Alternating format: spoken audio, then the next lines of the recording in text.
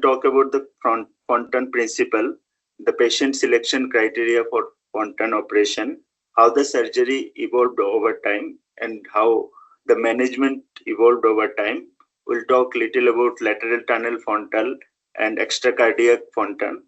We'll tell about the complications of the fontan surgery. We'll little bit overview the NH data for last 2 years and the future of the fontan surgery. So, a normal mammal cardiovascular system consists postnatally of a double pulmonary and systemic circuit, which are connected in series, powered by a double pump, the right ventricle and left ventricle. So, many complex cardiac malformation are characterized by the existence of only one functional ventricle. The single ventricle then has to maintain both the systemic and the pulmonary blood circulation, which are not connected in series but in parallel. In the right side of the slide, in the figure A, we see the normal cardiovascular circulation, while the pulmonary and systemic circulation are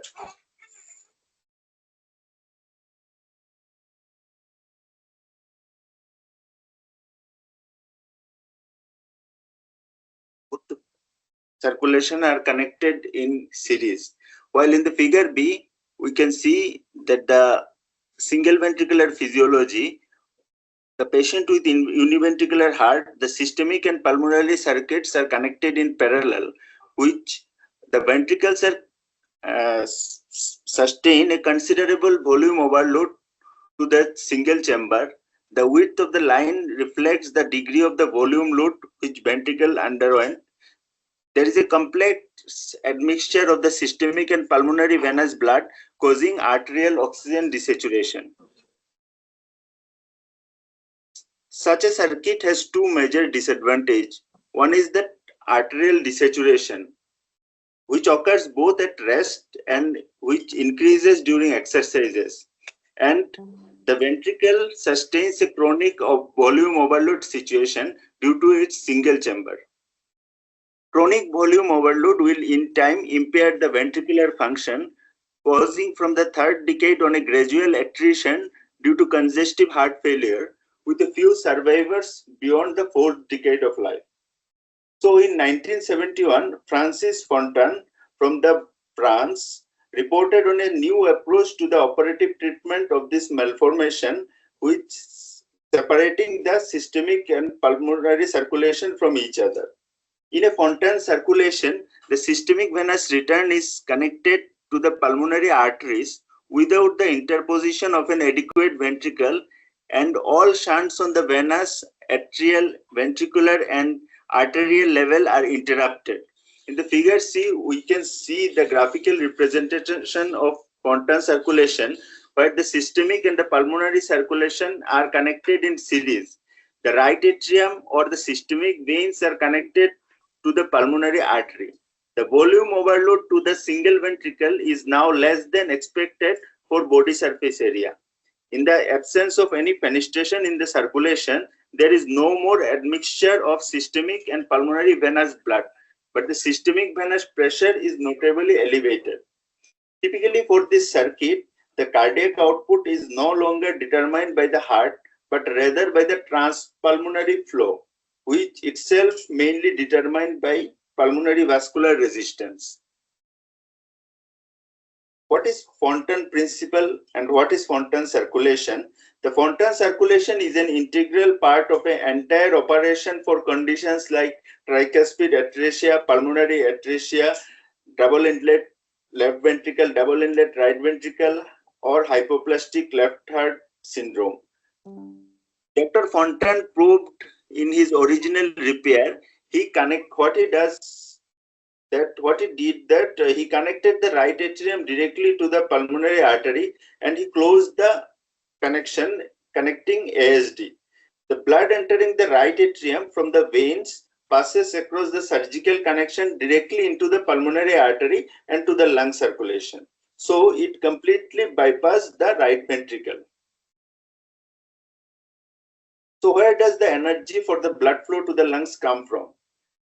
The left ventricle pumps blood into the aorta and arteries. The blood flows at first rapidly into the different organs. The same force pushes the blood across capillaries and through the veins, but with lesser force. Slowly blood enters into the right atrium and then passes across the surgical connection into the lungs, all the while unaided by a right ventricle.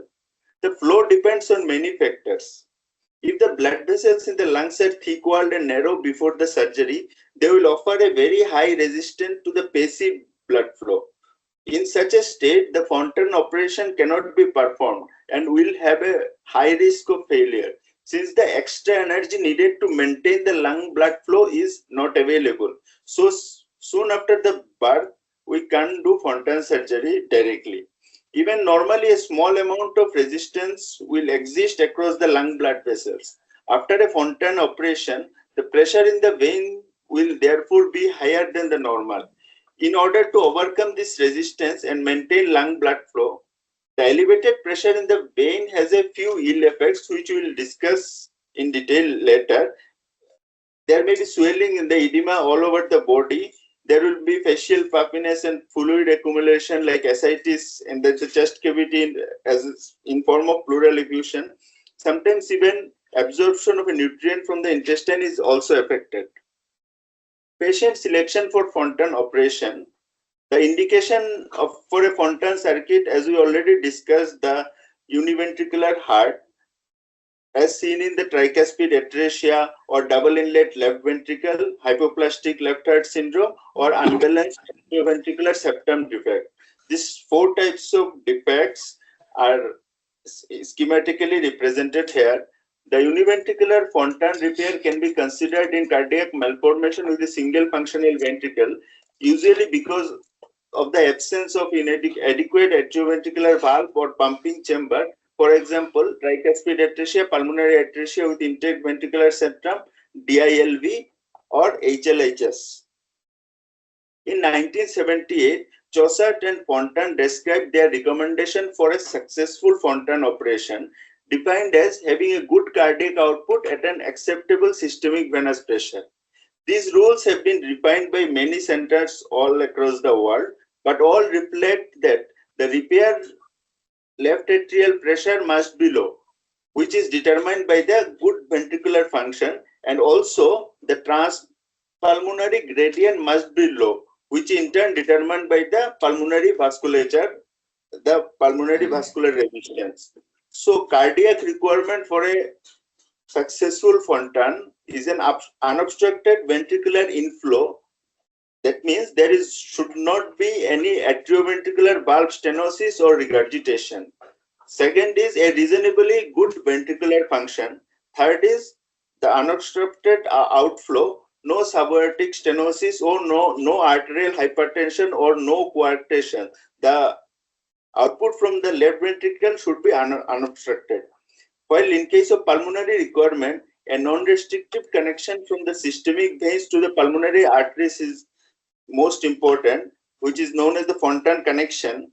A good sized pulmonary arteries without the distortion at the time of repair or later during the growth of the child. The pulmonary artery sizes should be good to establish a good fontan circulation. A well-developed distal vascular bed is also necessary. A near normal or normal pulmonary vascular resistance, preferably 2.5 wood unit per meter square. Unobstructed pulmonary venous return is also important to maintain that transpulmonary gradient. The famous 10 commandment of fontan procedure. In 1978, Chaussat et al. Described that criteria of 10 commandments of this fontan. The first is age should be above 4 years. Second is no distortion of the lung arteries from prior shunt surgery. Third is normal venous drainage, normal systemic venous drainage. Fourth is a good ventricular function to maintain the flow. Fifth is adequate pulmonary artery size to maintain a good pulmonary blood flow. Sixth is no atrioventricular valve leak or regurgitation or stenosis. Seventh is low pulmonary artery pressure, preferably below 15 millimeter of mercury. Eighth is low lung blood vessel resistance, that is low PVR. Ninth is the heart rhythm should be near normal. 10th is the right atrial size should be normal. What do these criteria mean? In effect, all these criteria were to ensure that the resistance of the blood vessels in the lung was not too high. A high resistance would interfere the passive lung blood flow. This could be produced by a very small pulmonary arteries or by the vessel wall thickening or hardening, or it can be precipitated by the back pressure through the mitral valve leak or reduced function of the left ventricle. In all these conditions, a fontan operation would not be performed or modified to reduce the risk. The hemodynamic evolution just before the fontan surgery must try to predict how lungs and heart will interact after fontan completion.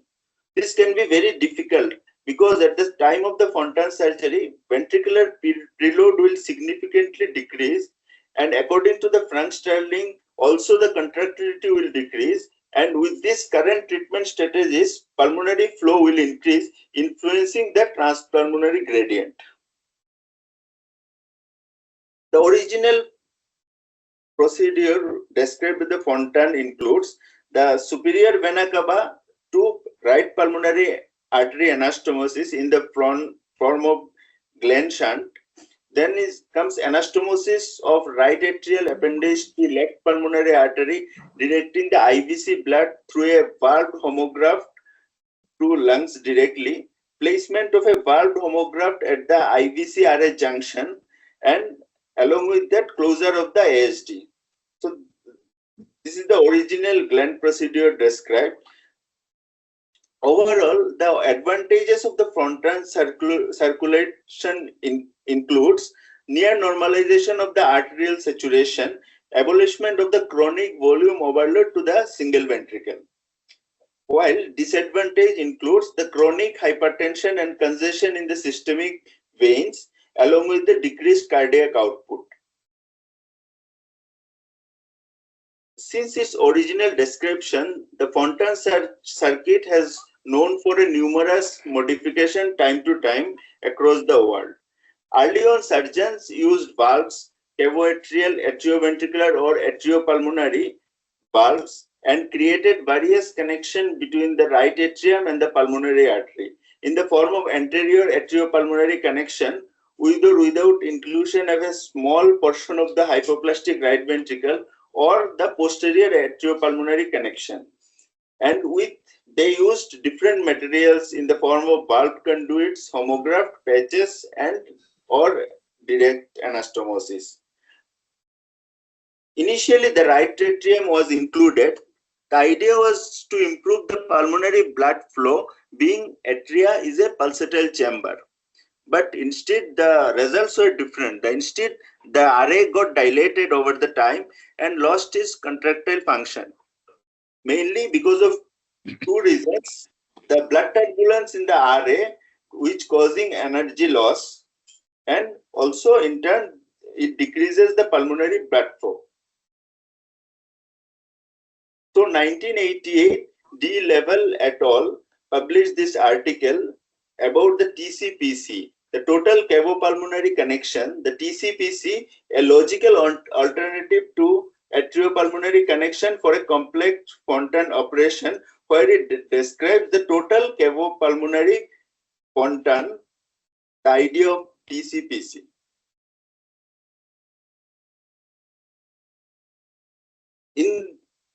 Gradually over the time, most of the surgeons excluded most of the right atrium from this pathway, from systemic veins to the pulmonary artery pathway.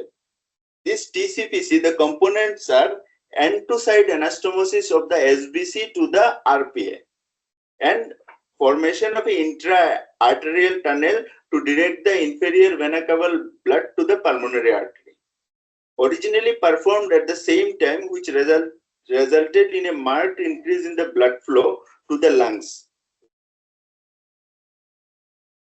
pulmonary lymphatic congestion, and pleural effusion. So nowadays, these both components is no longer performed together.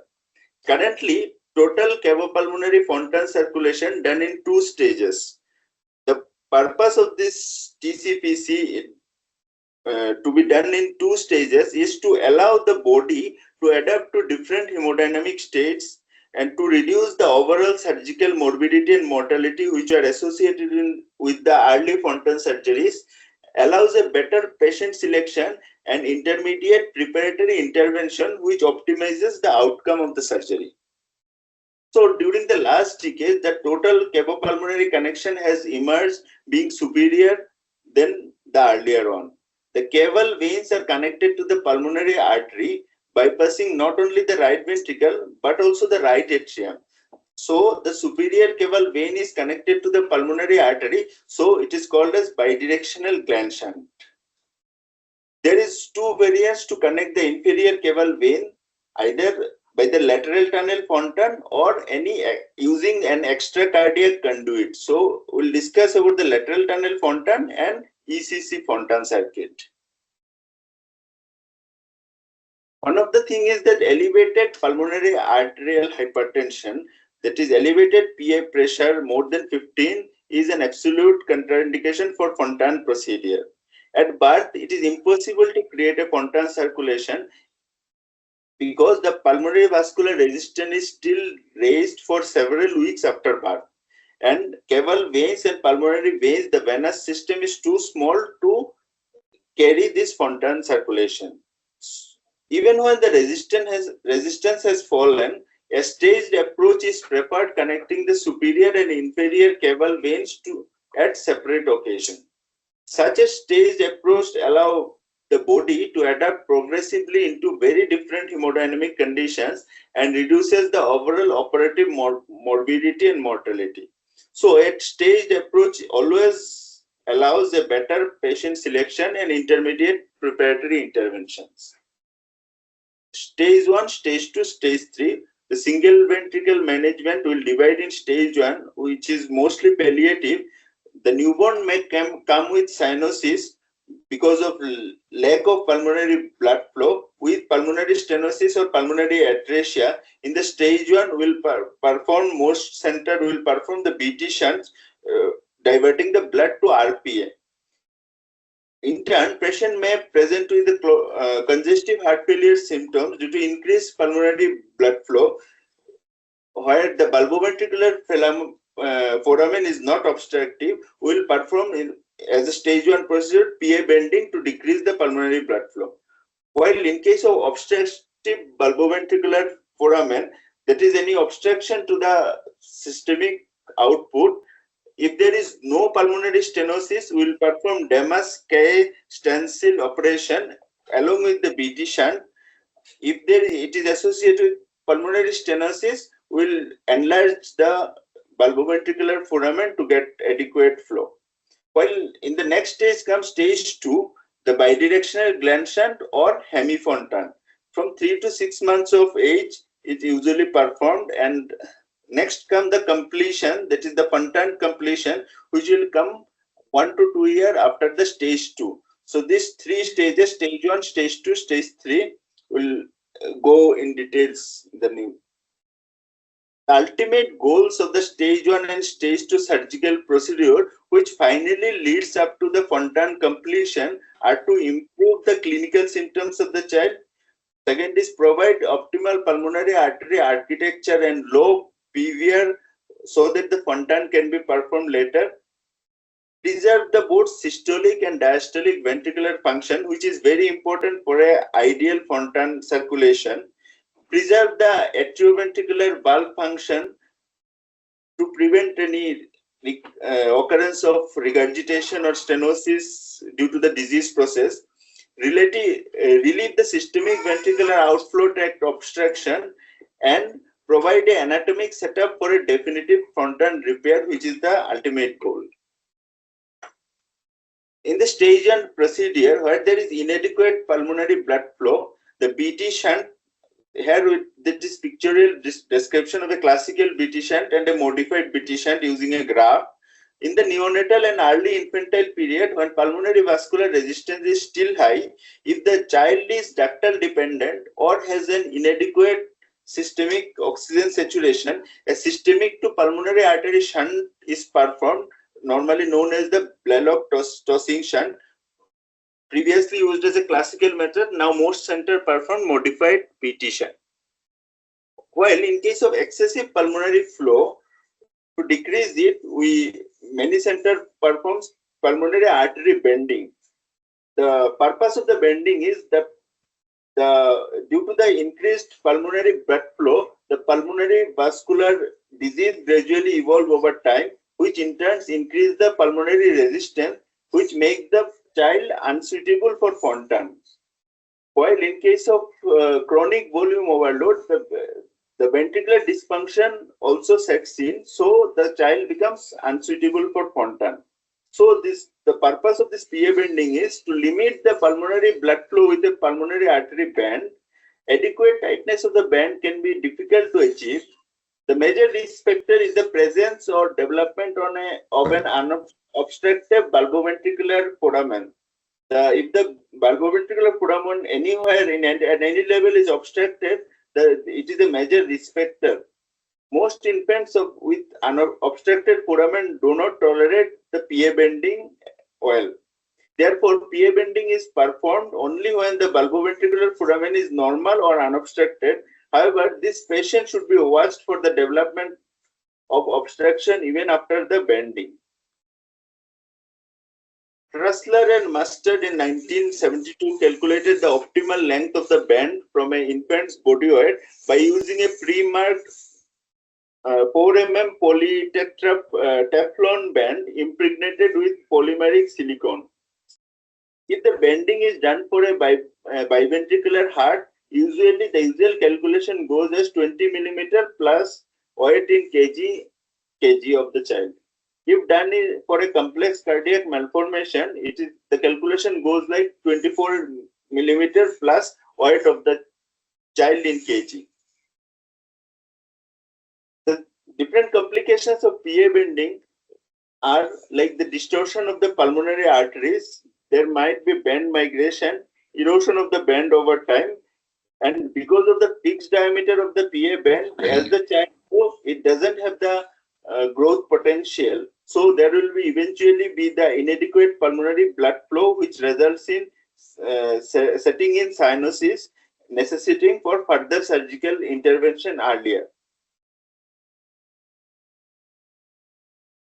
While in case of systemic outflow obstruction, the Demas-K stem cell procedure, patient at risk are those in whom the aorta arises above a small outlet chamber, such as in tricuspid atresia with DILB or a rudimentary right ventricle.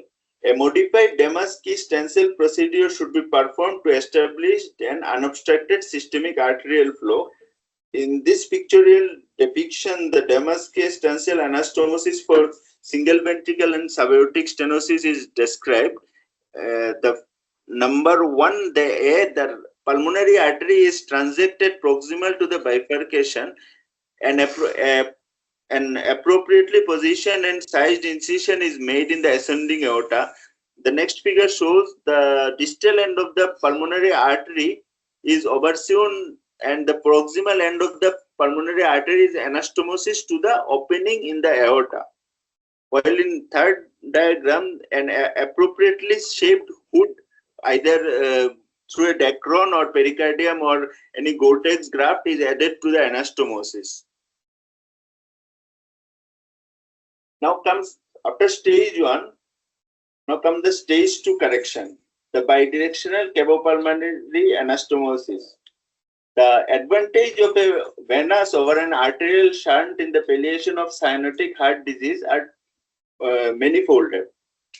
First, the venous blood that enters the pulmonary artery is much more desaturated, and therefore a higher uptake of oxygen per milliliter of blood is possible. Second is, the systemic venous return is diverted into the lungs, thus reducing the volume load on the single ventricle. The classical cavopulmonary anastomosis diverting the SVC blood to the right lung is performed rarely nowadays because it results in right to left pulmonary artery discontinuity. So it is abolished now. Now we use the bidirectional cavopulmonary anastomosis, BD Glenn shunt, in which the superior vena cava blood, the superior vena cava is connected end to side to the undivided RPA, right pulmonary artery.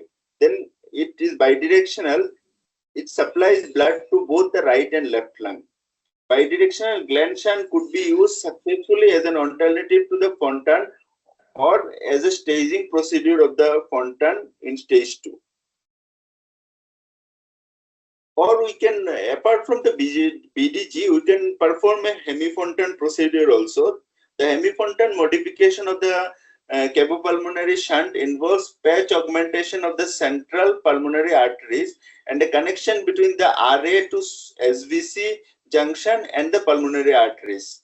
In the A, B, and C, we show the hemifontan procedure. In the figure A, the BT shunt is taken down at the first and an incision is made in the superior aspect of the RA appendage, extending it into the SVC, and a horizontal incision is made in the RPA.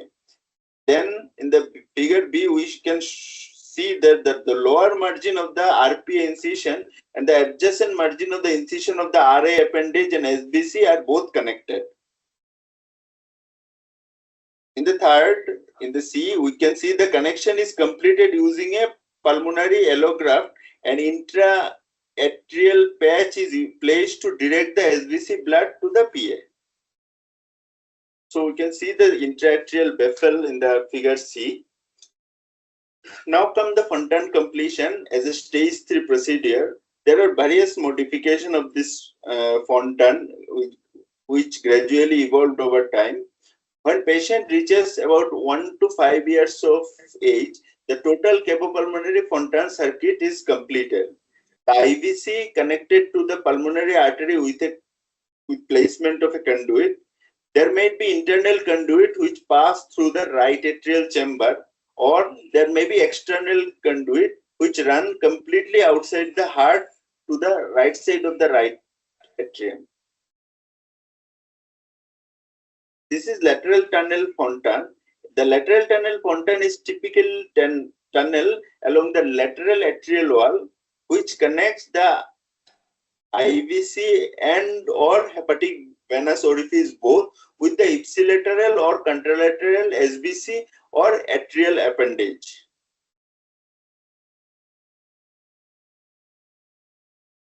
In case of extracardiac fontan, which evolved in the late 1990s onwards, they uses a prosthetic or homograft conduit to connect the IVC to pulmonary artery. The advantage of extracardiac fontan, it avoids the atrial suture lines and keeps atrial pressure low. It can be performed without the CBB support also. The disadvantages of extracardiac TCPC are this artificial conduits which is used, it lacks the growth potential. So surgery should be delayed when while the patient is large enough. These two figures demonstrating the TCPC using autologous pericardium and the previously used the direct cavopulmonary anastomosis without using any graft. This is the article which is published in 1990, the inferior vena cava to PA extracardiac conduit, the first published by the Carlo Marcelletti, a new form of right heart bypass which evolved over time, which he has started doing from 1988. The difference of lateral tunnel versus extracardiac fontan. In the lateral tunnel, the growth potential is preserved. It can be performed at even the younger age. While in case of extracardiac fontan, there is no growth potential for the graft use, so it should be performed by 2 and 3 years of age only. The fenestration is easier to perform in lateral tunnel and there is higher chance of patency. While in ECC fontan, fenestration is technically a bit more difficult than lateral tunnel and it carries a higher chance of closure. While the arrhythmias are more common in lateral tunnel fontan, the arrhythmic complications are less in extracardiac interventions. There is more potential of RA dilatation in lateral tunnel, and obviously there is less chance of RA dilatation in extracardiac fontan. Even the thromboembolic episodes are seen higher in lateral tunnel fontan, while in extracardiac there is less thromboembolic complications. The lateral tunnel fontan requires must CPB and circulatory arrest, while extracardiac can be done without CPB and without circulatory arrest. The optimum conduit size is debatable. There are various concerns regarding the lack of growth potential in extracardiac conduit used, and traditionally it is advocated between 18 millimeter to 22 millimeter. The larger conduit, more energy losses occurs, which is while decreasing age threshold for fontan, chances of the size mismatch with larger conduit in smaller patient. So there is chance of compression of the both PA, pulmonary arteries and vein. So acceptable performance of a 16 millimeter conduit in smaller size of the patient, less than 15 kg, 16 millimeter size conduit is generally acceptable, while optimum conduit size is 16 to 18 millimeter for an age of 2 to 3 years of child. Staging fontan's operation, we'll see an overview how the fontan's operation, the staging evolved over time. Refinement of fontan operation, the technical advancements in modified fontan operation reduces the overall mortality, which is published in different studies. However, throughout the 1980s, the morbidity and early mortality remained still a problematic. Challenges in early fontan operation, the challenges they faced were elevated central venous pressure, the atrial tachycardias, fluid sequestration in various dead spaces, the hypotension, unresponsive to volume administration, limited improvement with inotropic agents, vasodilator and external compression devices remained a challenge to early fontan operation. And also there is ventricular adaptation issue. Post-fontan circulation caused rapid removal of chronic volume load. So myocardial mass regressed slowly, leading to high ventricular mass to volume ratio, increased wall thickness and reduced the cavity size of the ventricles, impaired ultimate ventricular function. The risk factor identified for mortality, the more older the patient is, the more hypertrophied the ventricle is. What is the rationale for staged fontan approach? It was originally proposed to reduce the single ventricular volume work early. The aim is minimize changes in the ventricular geometry and ultimately improve the survival of the univentricular hearts. Development of the staged fontan approach started from late 1980s to early 1990s. Some used it in selectively very high risk patients, while others applied it universally for all patients, and they preferred the staged fontan approach. The goal is to reduce the fontan related morbidity and mortality. This we have discussed the hemifontan procedure in 1989. It was the first step to establish a total cavopulmonary connection. Then came the completion fontan procedure, either after the BDG and after hemifontan. The most surgeons nowadays prefer bidirectional gland shunt over the hemifontan as a first preference for the first stage of the correction. Incomplete fontan operation. How the concept of an incomplete fontan operation came, it developed to address the challenges similar to those managed by staging the fontan procedure. The aims were to allow a temporary systemic venous decompression and how to improve the ventricular filling. Lax adjustable ASD approach. It was introduced by Lax and colleagues, and it used the adjustable, which is near control, basically atrial septal defect, which initially applied in cases with an atretic right-sided anteroventricular connection blood, but later it abolished and adapted to TCPC. Then comes the fenestrated fontan approach, which is an alternative technique using a simple fenestration in the patch. The simple fenestration in the lateral atrial tunnel, which is created using created by using a aortic punch device, generally 4 mm, may extend up to 6 mm hole in that the PTFE patch used in the lateral tunnel fontan. It facilitates the what is the purpose? That it facilitates the decompression of the venous pressure in case of emergencies and reduces the post-operative complications.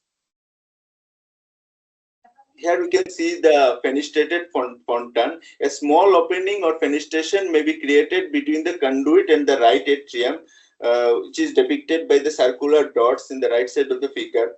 It functions as a pop-off valve, a right to left shunt, which the goal is to prevent the rapid volume overload to the lungs.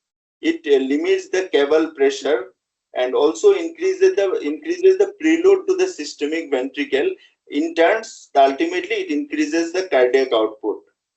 While it comes in the expense of cyanosis, a small amount of cyanosis may results from this right to left shunt.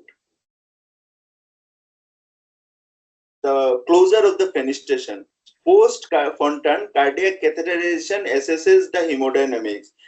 Usually the closure performed using a catheter deployed device if hemodynamics remain stable during the balloon occlusion. Observe hemodynamic changes during the trial occlusion.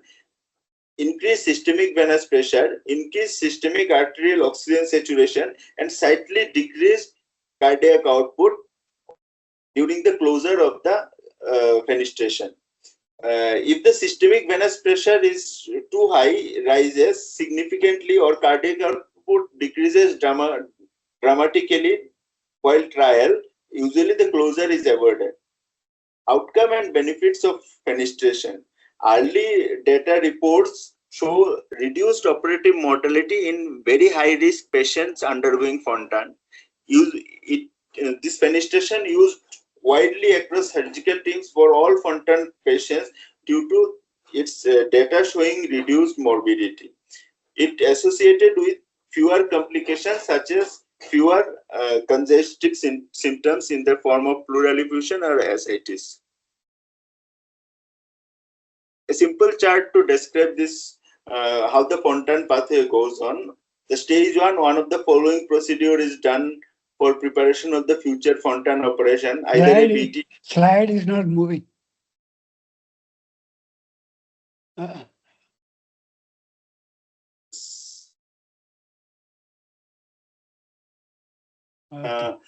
In the stage and the one of the following procedure as already described, the PT shunt, either the PT shunt, PA bending, or Damas case stencil plus shunt operation. Then in the stage 2 at 3 months or by the 6 months, either comes the bidirectional gland or hemifontan. The medical follow-up is important following every stage. After first stage, the medical follow-up for the cyanosis of the child, if any congestive heart failure symptoms with poor Roentgen features, so the PA band adjustment might be necessary. While after stage 2, the follow-up is important. The oxygen saturation, the gradual decrease in oxygen saturation may caused by the opening of the new venous collaterals, the pulmonary AV fistula, or transient hypertension, the cardiac catheterization by the 12 months after stage 2. The following are the risk factor: presence of 2 or more in a high risk situation. If the mean PA pressure more than 18 millimeter of mercury or PVR more than 2 unit per meter square, a very high LV end diastolic pressure more than 12 millimeter of mercury, The atrioventricular presence of a mild, moderate, or severe atrioventricular valve regurgitation, while distorted P anatomy secondary to previous shunt operation, also carries a high risk. In case of stage 2 fontan operation, within 1 or 2 years after the stage 2, already we have seen either the lateral tunnel or extracardiac conduit with or without fenestration. Now comes the complication of this fontan.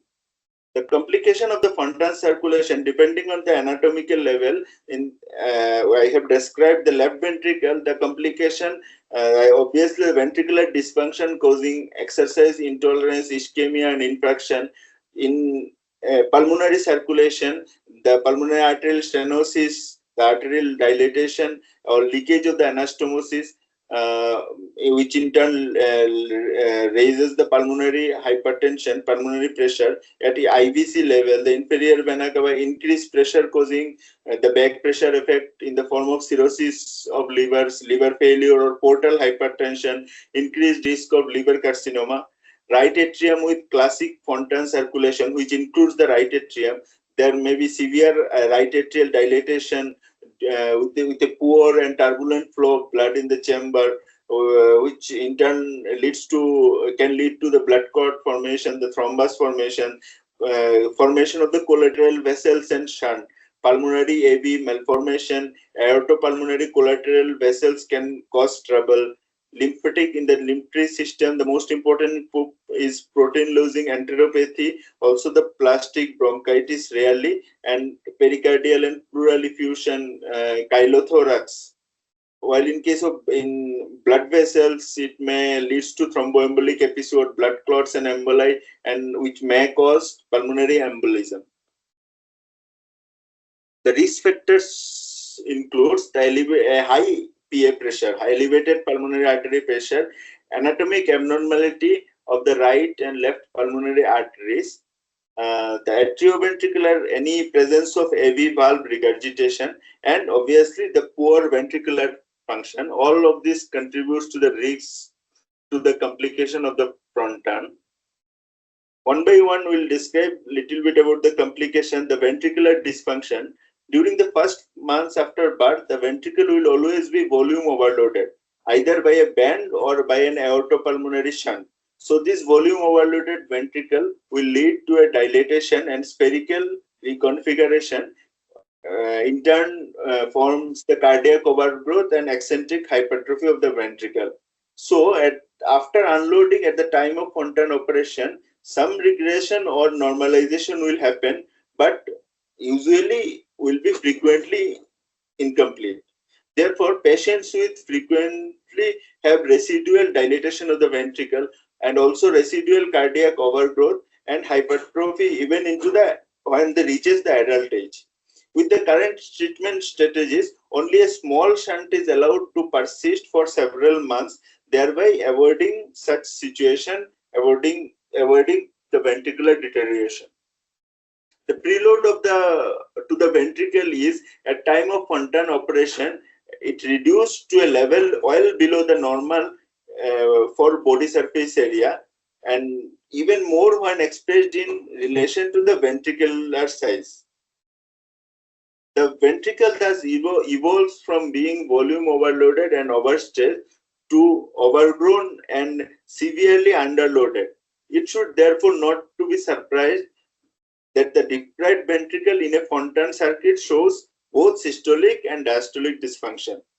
Low preload results in remodeling, reduced compliance, poor ventricular filling, and eventually continuously declining cardiac output over time. This phenomenon of a progressive disease hypofunction of the ventricles occurs at a chronic preload of less than 70% of its original due preload.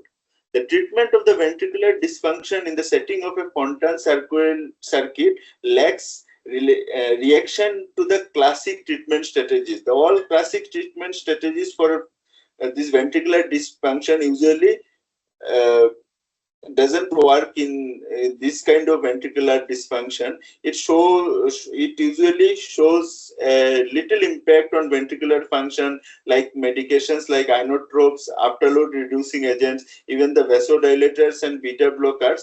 It usually has a very little impact, and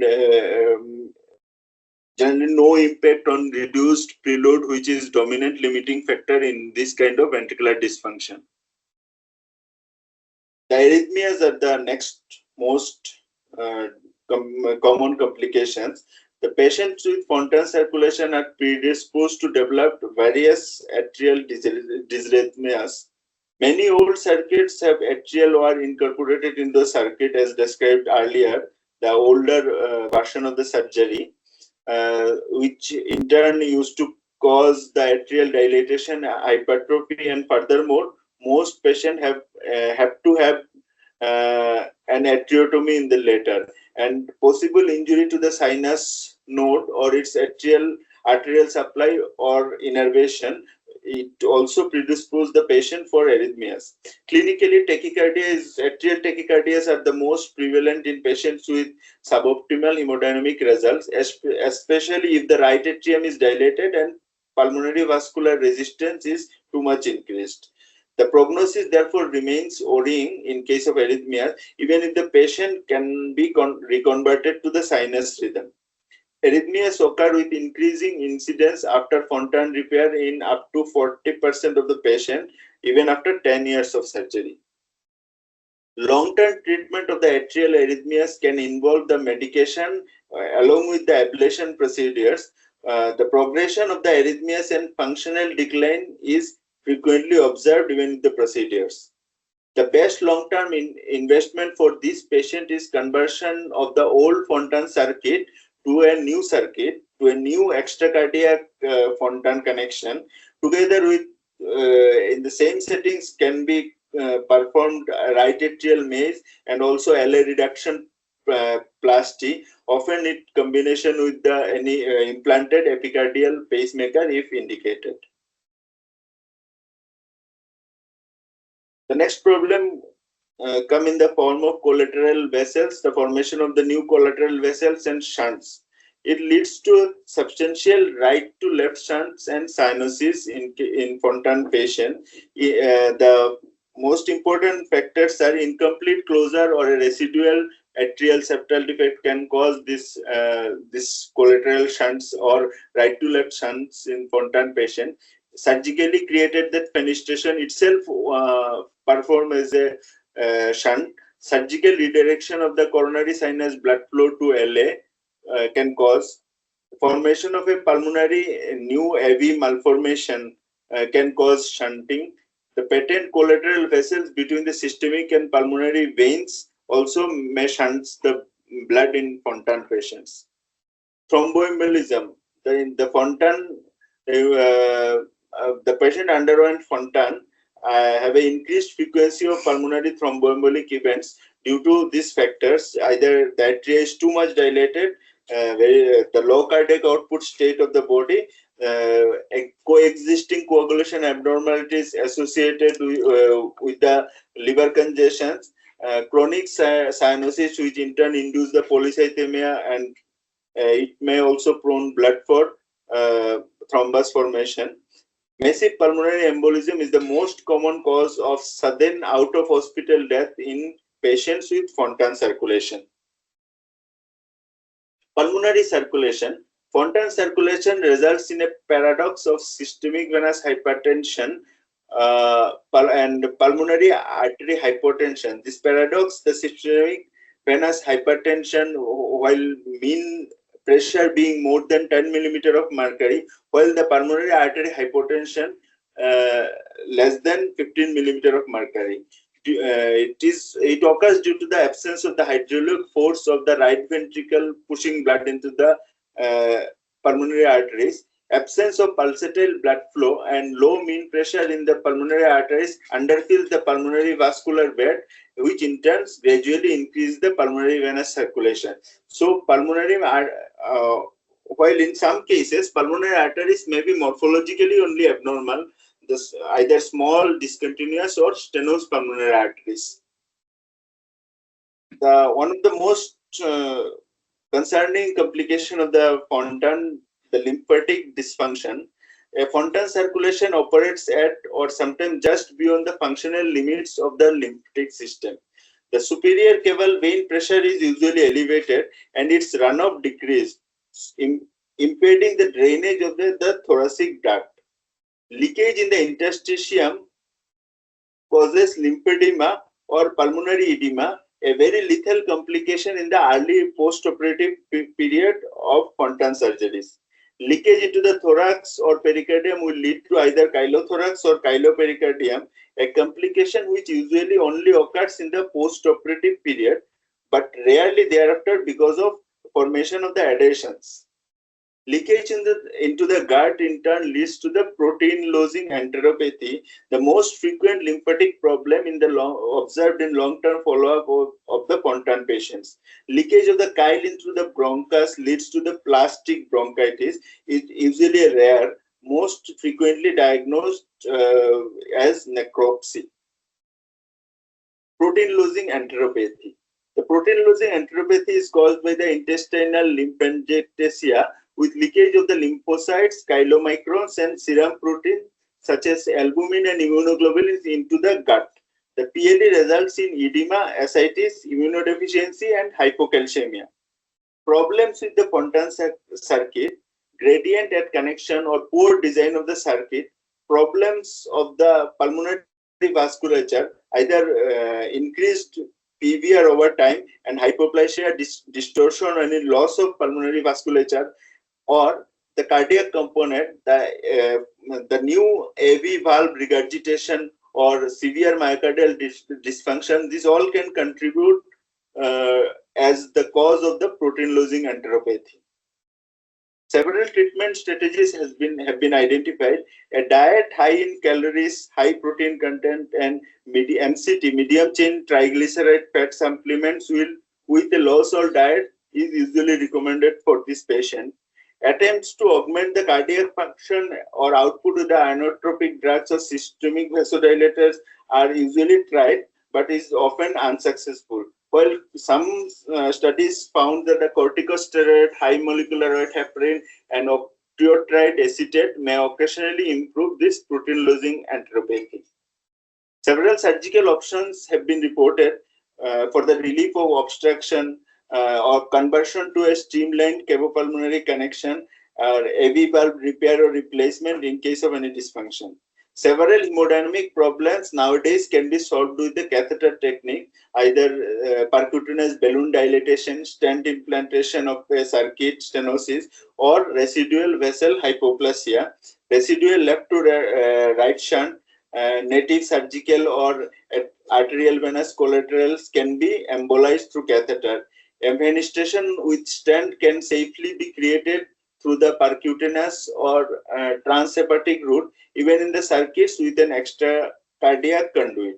Such fenestration will decrease venous congestion, which will improve the runoff and increase the cardiac output at the expense of a little arterial desaturation. However, protein-losing enteropathy nearly always improves with the fenestration, but the range between this acceptable PLE and unacceptable cyanosis may be sometimes very narrow. So this range frequently further narrows over months as the child grows, and probably because of the secondary changes in the lung vasculature. The failing fontan. A fontan circulation may become failing or unbearable because of persistent congestion in the venous system with edema and low cardiac output, with very limited exercise tolerance of the patient, relapsing tachycardias, and associated with protein-losing enteropathy or plastic bronchitis. As explained before, treatment with inotropes, vasodilators, and diuretics will help a very little, will show little result, and will frustrate any of the treating cardiologist or surgeon. Frequently, a more aggressive approach will be needed for a failing fontan, which will aim at optimizing the circuit, either stenting or of the stenosis in circuit, embolizing the collaterals, newly formed collaterals, which is hindering the circuit, conversion of a cavopulmonary connection to a relatively newer circuit, right atrial mesh to control the tachycardia. And if this is sufficient, obviously the last resort should be heart transplantation. Coming to the NIH data from 2018 January to December 2024, 238 cases has been performed. This graphical representation about the age of the patients performing surgery in years. You can see the number of the patient and at which age they perform the surgery, mostly starting from the 5 to 6 years to 16 to 17 years. The most patient lies in this age range. While 60% of the patients were male and almost 40% were female. This is the SpO2 saturation in the room air of the patients. The stage procedure among the 36 responses, 83 on stage procedure, while 16% went to the either stage 1 or stage 2. Most of them underwent staged procedure. The functional status of NOHA class, most patient, we can see the 80% patient lies in the NOHA class 2 and class 3, 15%. While the prevalence of the arrhythmias, the junctional rhythm complete heart was the most patients were around 95% were in sinus rhythm who underwent fontan. Here we can see the ventricular function, good ventricles, good biventricular function, almost 97%, while some moderate biventricular function patients also underwent fontan. The caval drainage were normal in 98% of cases, while abnormal in rest 2-3% of cases. Uninterrupted IVC to left-sided RA, hepatic veins to the right-sided LA. The IVC on the left with left hepatic vein separately draining to RA, or bilateral IVC left to LA and right to RA. These were the most common. The prevalence of the AV valve regurgitation, around 30%, there was no AV valve regurgitation, while rest of around 60% were very mild AV regurgitation, while 8% underwent moderate. Underwent surgery with moderate AV regurgitation. The distortion of the PA, the proximal, either in the form of proximal RPA narrowing with preferential filling, were observed. The severe confluence stenosis, the severe RPA origin stenosis, aneurysmal dilatation, hypoplastic RPA, LPA origin stenosis, RPA origin stenosis, or RPO PA band migration, severe confluence. These all distortion consist about 4% of the cases, or 96% were uneventful. The right atrial volume, we can see the normal at around 55% cases, while dilated in 44% of cases. The mean pulmonary artery pressure less than 15 millimeter of mercury, 83% were less than 15, while some 16 to 17% cases were underwent with more than 15 millimeter of mercury.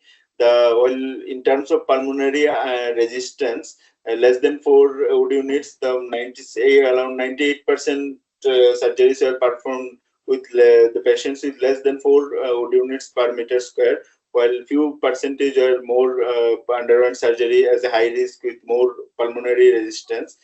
This is the graphical representation of the mean pulmonary artery pressure. We can see the number of the patients between 10, 11, 12, 13, and 14 and 15, the mean pulmonary artery pressure. The most of the patient lies in this pulmonary artery pressure range. The reduced sternotomy data, the peripheral bypasses, there were 12 peripheral bypasses, which are 66% were on emergency basis and 33% were elective basis. The peripheral bypasses, the fenestration while 82% of the patient underwent fenestrated fontan, while 17% of the patient underwent no fenestration, without fenestration. The left ventricular ejection fraction, where most of the patient obviously for 94% did a fontan surgery with a good LV, while some are moderate and little poor ventricular function. The AV valve regurgitation in terms of mild, moderate, and severe, and no regurgitation. We see the charting, the 62%, most of the patients with mild had a mild regurgitation only. The ICU stays in terms of days, we can see the most patients were discharged between 6 to 12 ICU days, while then the post-op hospital stay in total it's from 8 days post-op to the 16-17 days of the post-op. We can see the more concentrated patients were there.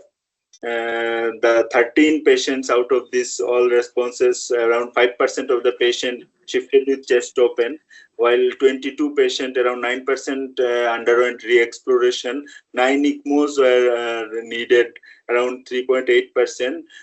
Re-intervention for a problem in circuit underwent for 18 patients, 7.6%. 37 patients were having post-op arrhythmias, around 15%, while 40 patients underwent low cardiac output, around 16%, and 22 patients had an AKI post-surgery, 9%, while 14 patients needed dialysis for this kidney impairment. The total outcome was quite successful, 93.3% discharged from the hospital, while rest 2.7% was declared.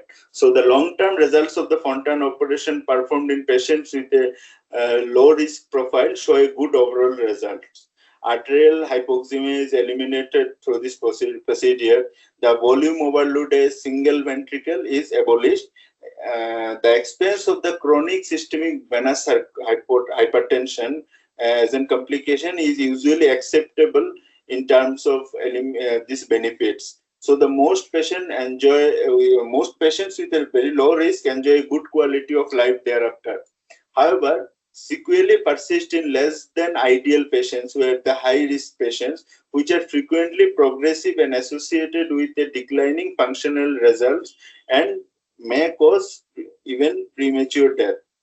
This should remind every clinician who is treating univentricular hearts that a fontan operation remains till today it remains an imperfect solution for a very complex cardiovascular problem. Some slides regarding the future of the fontan surgeries. So the personalized fontan circulation with the 3D mapping is coming nowadays. The surgeon and cardiac imaging experts uses the actual individual patient-based data to individualize the model for the fontan circulation, and it optimizes the properties of a plan. More meticulous plan for a surgical reconstruction are coming nowadays. The tissue engineered vascular grafting. This is the new prosthetic grafts are coming, which are tissue engineered. The cavopulmonary assist device employment of a viscous impeller pump in the total cavopulmonary connection could add enough energy to the circulation to raise the pulmonary artery pressure by a few millimeters of mercury, while lowering the central venous pressure by a few millimeters of mercury, which is a study going only in vitro till date. But this might be the future of a fontan surgery in future. So here I will conclude myself. Thank you so much, sir. Thank you, Rajdeep. That was quite a good, extensive presentation, and I was really impressed with your collection of NH data. Is this been published? No, sir. Actually, not published. Somebody should take the initiative and publish these data. It's quite an extensive data. And I myself, as I told you last time, have zero experience on fontan. We have Dr. Anup Charles and Jairaj sir to give their comments. Dr. Anup Charles. Yeah, yes, You sir. have some? Uh, Yeah. am I audible to you? Yes. Yeah. Am I audible? Yeah. Yeah, Rajdeep, very good presentation. You covered almost everything. Thank you. What I felt was about fontan surgeries, the modifications, no, has got definitely some timeline. Initial favorites were lateral tunnel, then hemifontan converting into fontan and all that. So there are definite timeline in where the surgeries were performed to see the outcome, and the modification came to see how better it was to the previous one. So you should collect the timeline properly, to make it in an order, which came first, which came second one, which came third. And all of them were tried on a classical tricuspid atresia type 1B or 1C, which had a pulmonary stenosis. Later came additions to the modification came to address the increased pulmonary blood flow, like for PA band, prepare them for a second stage Glen, then the third stage Fontan. So there, the modifications were difficult because obviously there was some distortion of branch PAs due to PA band and all that. So they came up with an idea of lateral tunnel, then the extra cardiac Fontan. And you missed out on the intra extra cardiac Fontan, which is also one of the procedures done in Fontan, where the IVC is connected to the pulmonary artery within the right atrium partially, and the right atrium is closed on the graft.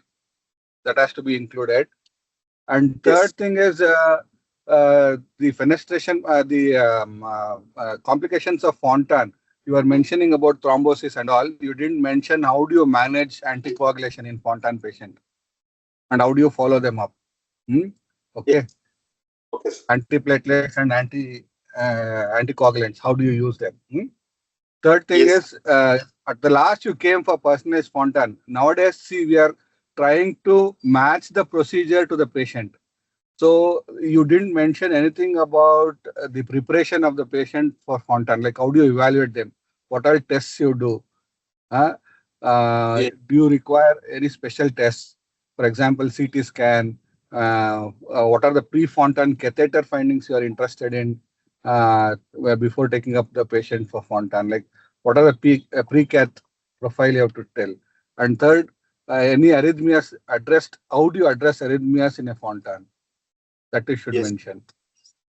Hmm? Yes, sir. Yes, sir. And Yes.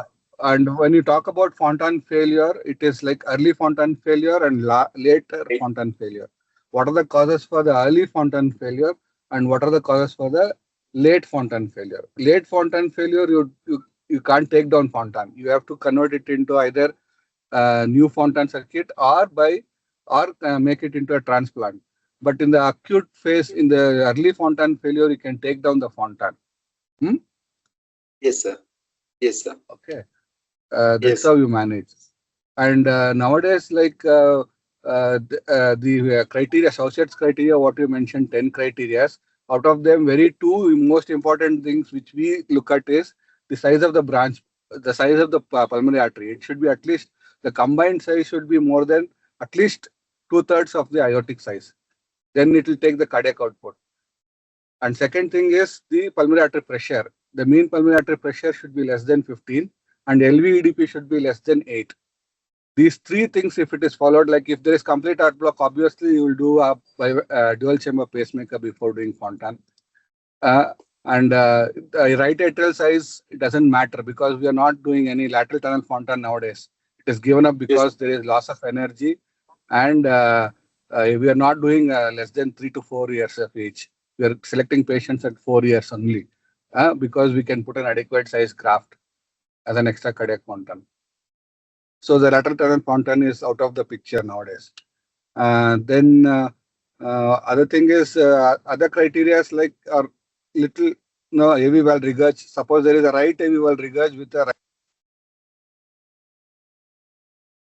you do not free because uh, is the one which is important. And regurgitation nowadays we repair and we do the Fontan. Then about the ventricular dysfunction, we always prepare them. We see the LV endostolic pressure coming down with vasodilators, and then Yes. take them up for Fontan. So these things you should know. Hmm? Okay, sir. In NH, what we are following is we are following at least 4 years of age, and this criteria is what I told you. And definitely all patients will undergo a pre-fontan cath.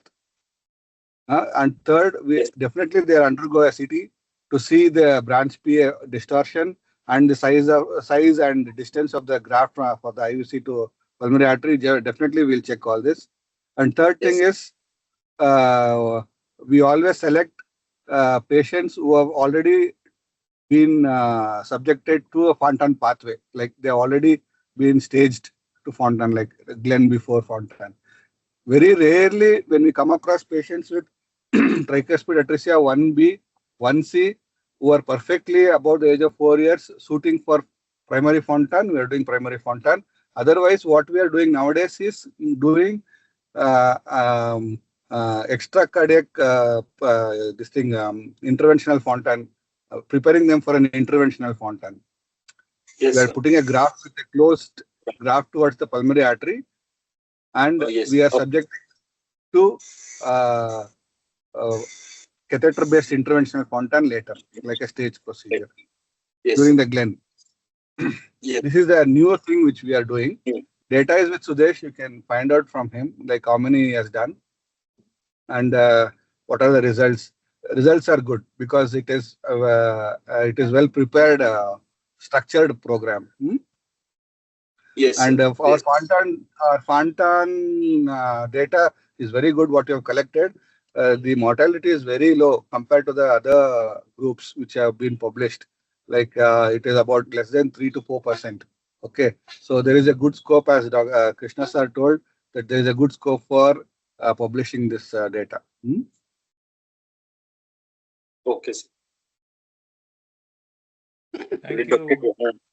Thank you, Anup. Sir, you have Thank some you. comments? Not much. It's a very good presentation.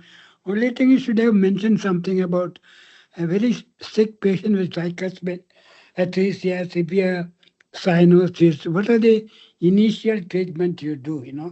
Some of the initial palliations is actually uh, first PGE1 to keep the ductus open. Ductal stenting is sometimes done in the hospital. If the atrial septal defect is small, you can do a balloon septostomy. Then, Balloon, sir.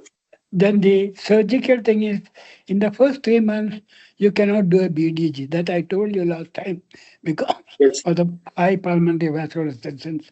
So you do a modified BT shunt. Usually, you don't do a very large shunt, a 3.5 millimeter only because otherwise the flow may be too much. And it is always preferred to do it on the right side. Do you know why? Not on the left side? The continuity of the pulmonary artery is preserved. Not exactly. That, Actually, when you take down, when you do BDG, you can actually enlarge it because that's the area where the modified BT shunt is being attached to pulmonary artery. So when you do a second stage as a BDG, you can actually repair it. Whereas if you do on the left side, sometimes there's a stenosis there. And you said one of the most important requirement is actually a unobstructed pulmonary artery. And so that's very important. That's why we always say uh, the Magoon ratio should be 1.8 at least, and the Nakata index about 250 millimeters square per meter squared. So the pulmonary artery should be large. adequately, sir. Th- Yes. Then, then they you didn't say much about the classic gland because the original Fontan operation was on a patient who had a classic gland. Classic gland means the end of superior vena cava and anastomosis to the end of right pulmonary artery. What is a Yes. significant complication of that procedure? Never done nowadays. Sir, the complications are mostly related to the AV malformation occurs in classic gland, and which in turn increases the cyanosis as Yeah. well as the. What It's is the my what's the cause? What's the cause of pulmonary fistula in cases of a thoracic joint? uh, This is old time examiner is asking, not the new one. pardon, sir. Because, I because did not. there's no blood coming from the liver going to the right lung. The liver has got proteins, but angiostatin and endostatin, which are acting against neoangiogenesis. So if the liver blood does not come to that lung, there's Okay, sir. neoangiogenesis, and that leads to pulmonary AV fistula. So actually, original fontan was done in a case where there's a thoracic vein done.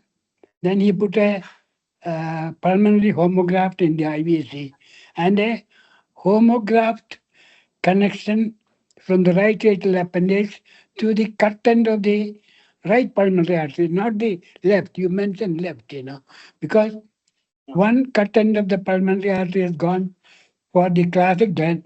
The other end is usually anastomosis to the homograft. That is the a classic, and they put a valve in the IVC. They thought that the RA will perform as a pumping chamber. Later on, now we know that it doesn't, and that leads to more of arrhythmias, and so it's not done nowadays. Then came a lot of modifications of the Fontan surgery. I mean, at least you should have said. I mean, most of your pictures were from Mayung Park. In that he has described the Kreutzer operation, where there's a tricuspid atresia with a VSD without pulmonary stenosis. The translocation of the pulmonary artery with the valve and anastomosis to the right atrial appendage. Then there is a modification. We used to say do that was the easiest one. The Bjork type where you open the right atrial appendage and then open the RV outflow without pulmonary stenosis if it is, then anastomose posteriorly directly the medial exit of the appendage incision to the RV outflow, and on the anterior part you put a patch graft of pericardium. So there were so many modifications. Then came the hemifontan. All these things are not done nowadays because they all need a lot of opening the RA, the arrhythmias, causing the sinus node dysfunction. So it's all not done nowadays. Even Okay. and the other thing is the lateral tunnel uh, contact. Of course, it's better to say TCPC, at least give some credit to Mark Lewell who introduced TCPC. The lateral tunnel can be done at a younger age because in the lateral tunnel, it's not a complete graft. The graft is only Yes. three-fourths. The less one-fourth is the atrial tissue, which will grow. Whereas nowadays, everybody does extra cardiac TCPC. And that's why Anup said it's about 4 years because you should have at least about 16 millimeter graft. And the only thing you didn't mention, which is very often required, when you do a BTG practically, is it done on bypass or without bypass? If you do without bypass, how to do it? So that's very important because this hospital has published large number of BDG done without cardiopulmonary bypass. Similarly, the extra cardiac TCPC also can be done without bypass. What is the technique? How do you calibrate the IVC to the atrium? And then how you divide the IVC and connect the graft end to IVC. So those practical things should have mentioned little more. How do you do a BDG without cardiopulmonary bypass? I know what is done here now with bypass or without. Sir, we Uh, are using bypass and without bypass both in Yeah, selected cases. We're yeah, cannulating high SVC and RA and connecting them yeah, with a yeah. connector. That's the best method. Yeah, I know that. Without the Yes, sir. cardio, because everything is off pump, so it's better Yes, sir. better recovery and okay. Yes, sir. Yes. Then most important to know about the failing fontan, and of course you mentioned early failure and late failure, and it's good. Yes. Thank you, sir. Thank you, sir. Thank Yeah. you, Anup. And the other Thank you, thing sir. is, I know two more things. One, because uh, how can you do ablation, that ablation in a patient with fontan? You have no access to the superior vena cava. It's all going to the pulmonary artery. Uh, Actually, that's why you mentioned it's actually operation and correction in the extra cardiac fontan and probably MACE procedure. That's the only way to treat them there. And the other thing, how do you give CPR to a patient with a fontan who are arrested?